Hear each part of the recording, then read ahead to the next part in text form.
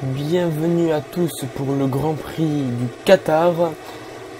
Donc suite aux qualifications, la pole revient à Valentino Rossi, le non champion du monde MotoGP, suivi de Viñales et Marquez pour compléter la première ligne. En deuxième ligne, nous avons Dovizioso, suivi de Crutchlow, et à la sixième place, le rookie Johann Zarco, double champion du monde Moto 2 sur la Yamaha Tech 3. Les projecteurs illuminent la piste, les pilotes essaient de se concentrer. Dans quelques secondes, le Grand Prix du Qatar va commencer ici, à Doha.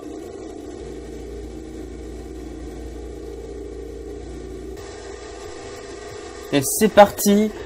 Donc très bon départ visiblement pour Maverick Viñales et Johann Zarco. Moins bon départ pour Rossi. Donc collision, j'ai l'impression, avec Jorge Lorenzo et Dani Pedrosa. Mais sinon pour les autres ça s'est très bien passé. Donc Viñales en tête, suivi de Marc Marquez. Oh, Johann qui vient de passer dans le virage 2 devant Rossi. Derrière, il me semble que nous avons Dovizioso et Crutchlow. Ah non, Crutchlow devant Dovizioso. Oh là là, quelle passe d'armes entre Zarco et Rossi. C'est incroyable. Donc Viñales toujours en tête. Crutchlow dans la roue de Rossi. Va-t-il tenter quelque chose au virage suivant? Ah, et j'ai déjà l'impression que les trois premiers prennent le large devant le peloton. Nous n'avons pas vu, mais Dovi est passé certainement dans ce virage 7 devant Cal Crutchlow. Rossi qui a du mal à suivre les premiers, j'ai l'impression. Des écarts semblent se former autour de chaque pilote. Oh, Johann, oui, s'il était beaucoup trop loin pour tenter la moindre attaque sur Marc Marquez. Donc l'enchaînement des trois droites, donc le virage 12, 13 et 14. Johann très à l'intérieur, il attaque fort pour son rookie, c'est son premier Grand Prix de la saison. Premier Grand Prix en MotoGP. Et il est déjà troisième. Oh, ça a failli passer sur Marc Marquez pour la deuxième place. Donc très clairement un groupe de 3 pilotes se forme en tête du Grand Prix. Et à l'issue de ce premier tour, c'est Viñales qui passe la ligne en tête, suivi de Marquez et Zarco. Oh, le freinage de Johann. Et il écarte un peu, Marquez repasse. Et Johann qui repasse à l'intérieur. Oh, c'était chaud, ça fait tomber pour les deux pilotes. Johann qui a un peu écarté, Marquez qui passe. Oh, et Johann à l'intérieur, il a beaucoup mieux accéléré. Donc virage 4, est-ce que Marquez fait le freinage? Non, il reste derrière. Il passe en force sur le virage 5. Johann, trajectoire assez différente, accélération très intérieure. Oh, et le freinage, mais il écarte encore une fois. Et pendant ce temps-là, Viñales s'échappe. Cette grande bagarre lui profite énormément. Oh, Marquez à l'intérieur. Johann qui tente de résister. Oh, contact entre les deux pilotes, c'est très serré. Mais Johann est devant. Et bien sûr, cette bagarre permet à Rossi et Dovi de revenir sur les deux pilotes. Donc là, on a la bataille clairement pour le podium. Sur ce virage, il me semble que Zarco a réussi à mettre un petit coussin de sécurité pour Zarco devant Marquez. Marquez qui risque bientôt de subir. Marquez qui est clairement rattrapé. Et ça écarte large pour les trois pilotes. Attention à ne pas trop refaire ça, sous peine de pénalité de la direction de course. Viñales qui prend le large et Zarco qui s'échappe un peu. Oh, les deux pilotes à l'aspiration. Rossi et Dovi qui tentent de passer Marquez. Non, Dovi est plutôt loin. Ça pousse un peu. Et si Dovi a pu passer devant Marquez. c'est très serré entre les deux pilotes. Et Dovi qui tente de passer à l'accélération. Et ça passe, impressionnant. Dovi qui a l'air plus rapide que ses deux adversaires.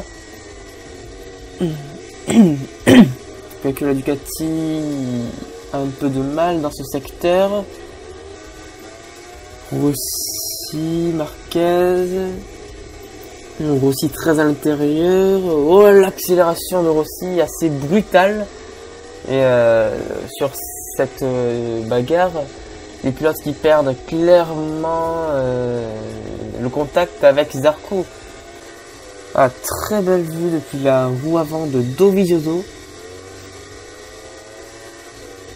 Virage 10, très sur un ouh, Johan qui s'est loupé sur ce freinage et qui fait percuter Rossi. C'était chaud entre les deux pilotes devant. On revient sur la caméra de la télévision. Passage très rapide sur ces virages. Donc à quasiment 200 km/h. Virage 15. Ah, et Rossi qui a un peu rattrapé Zarco et qui se crée... Ah non, pas du tout en fait. Mais qui se crée un petit coussin de sécurité sur la Ducati et la Honda.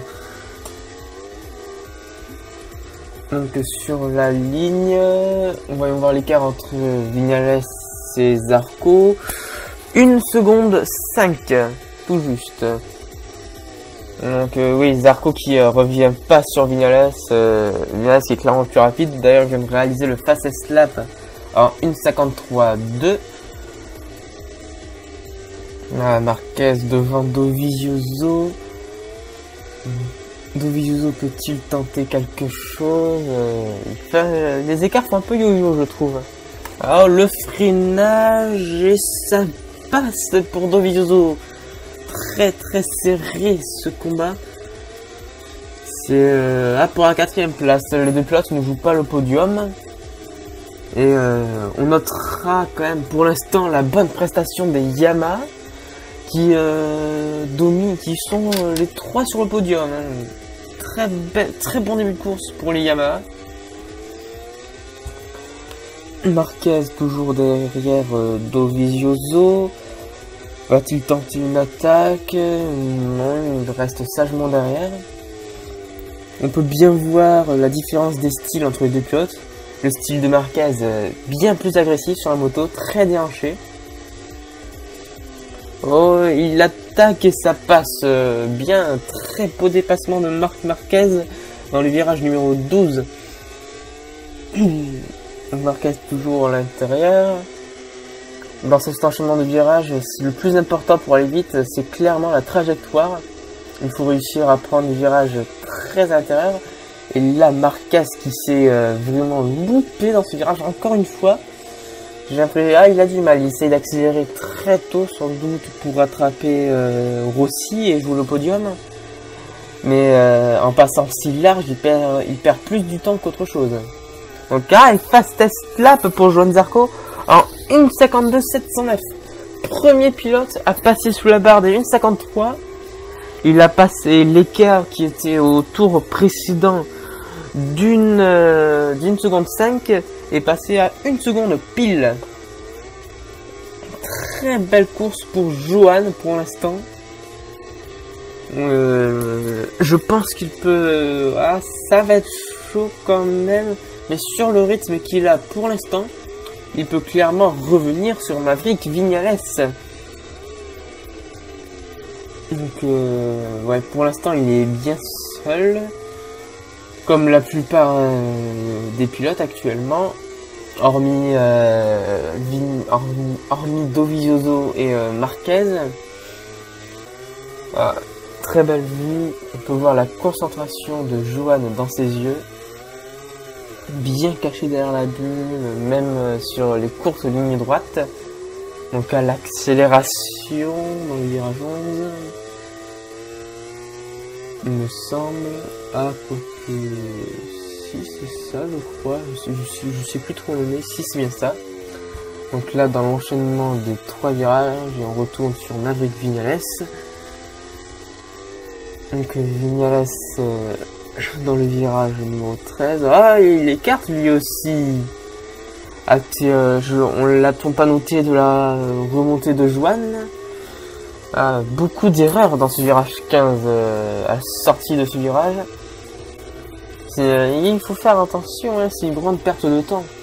Les pilotes tentent en vain d'en gagner, ils en perdent énormément. En tout cas, ça profite énormément à notre compatriote Johann Zarco. Zarco qui revient fort sur Maverick actuellement. Ah oui, là l'écart Zarco qui est le plus rapide sur le secteur 1. On l'a remarqué tout au long du week-end. Et l'écart est passé à 5 dixièmes, à une demi-seconde seulement. Zarco très agressif. Mais il perd beaucoup dans ce double droit. C'est dommage, tout ce qu'il gagne, à chaque fois il le repère. Donc on remonte sur Dovizioso et Marquez qui ont totalement, ils ont clairement lâché Rossi. Ils n'arrivent pas à remonter, ils perdent du temps. Marquez semble, il commence à avoir du mal à suivre le rythme imposé par Dovizioso, il me semble. C'est pas évident. Dovizioso a un style très coulé. Nous sommes à la mi-course. Le choix des pneus peut commencer à influencer. Donc nous n'avons pas trop d'informations au sujet des pneus qu'ont pris les pilotes. Donc il semblerait que la plupart aient choisi médium à l'avant, il me semble. Mais grande hésitation entre le pneu dur et le pneu médium à l'arrière. Johan qui est clairement revenu sur Vignales dans ce secteur 4. Donc à l'accélération, peut-il le dépasser grâce à l'issue de la ligne droite? Donc sur la ligne, Johan et ça passe. Vignales, il écarte un peu. Vignales, très bon freinage de Vignales. Mais Zarco qui recroise. Donc on sait qu'il est très fort dans le virage numéro 2. Donc Vignales ne peut rien faire. Zarco crée un petit écart. Il écarte un peu. Il perd beaucoup de temps là, à chaque fois dans cet endroit-là. Vignales en force sur Zarco. Zarco qui s'écarte un peu, peut-être à l'accélération. Et non, ça ne passe pas. Assez en travers dans ses freinages, Johann Zarco. C'est à Zarco un peu à l'extérieur de Maverick, il ne veut pas bien tourner. Quoique il va recroiser. C'était violent ce dépassement. Attention à ne pas trop en faire. Zarco sur les vibreurs dans le virage 8 et 9. Et oui. Il a du mal à freiner il a du mal à entamer le virage 10. Et très bonne accélération, un peu à la spi. Et Zarco totalement devant Vignales. C'était dangereux, les deux pilotes qui ont failli qui sont presque partis à la faute. Vignales qui du coup est totalement sorti de la trajectoire, il va perdre beaucoup de temps sur cette action. Et Johan qui reste néanmoins en tête. Des pilotes qui attaquent très fort à chaque fois dans le virage 15. C'est dangereux, ça m'étonne que pour l'instant on n'ait toujours pas vu de chute. Et Zarco a clairement un écart maintenant sur Vignales. On va voir au niveau du tour. Oui, c'est bien ça.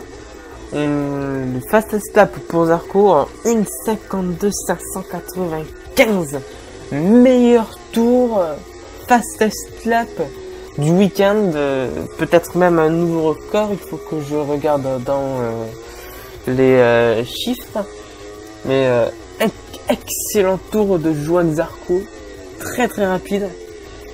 Zarco qui se dirige peut-être vers sa première victoire, vers une victoire MotoGP dès son premier Grand Prix. Ça n'est jamais arrivé. En plus sur un team indépendant, le team Statvit de chez Yamaha, team français. Oui, Joan qui a clairement là un bel écart sur Vignales. On va voir ce que ça donne dans cet enchaînement. Vignales qui ne remonte pas sur Zarco. Zarco qui mène en maître sur ce Grand Prix, sur cette deuxième partie. Au prochain tour, nous aurons franchi les 2 tiers. Ah! Oh, et on vient de me former de la chute d'Alex Rins dans le premier virage, il me semble. Ah, le pauvre rookie, lui aussi. Le plus jeune du plateau MotoGP a seulement 21 ans. Et là, il était pas très bien parti. Il était aux alentours de la 15e place, 18e. C'était pas terrible. Et malheureusement, cette chute qui est survenue. Donc le pilote est quand même reparti, mais il est loin et bon dernier. Ça m'étonnerait qu'il fasse grand chose pour la suite de ce Grand Prix. Zarco toujours en tête, la caméra de Vignales. Oui, on voit Zarco avec plusieurs mètres d'avance, très clairement. Donc oui, petit bug de caméra à certains endroits. On voit à quel point le pilote se penche pour prendre le maximum d'angles possible. Ah, j'ai l'impression qu'il est un peu revenu sur Zarco à l'issue de ce virage. Et oui, l'écart me semble diminuer. Vignales qui attaque fort.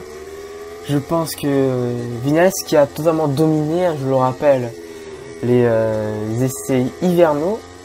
Donc le nouveau pilote de chez Yamaha, très jeune, seulement 22 ans. Donc c'est sans doute un jeune prodige, promis un grand avenir. Alors on montre Rossi qui lui est un peu plus loin. Oui, il conforte très clairement sa 3e place.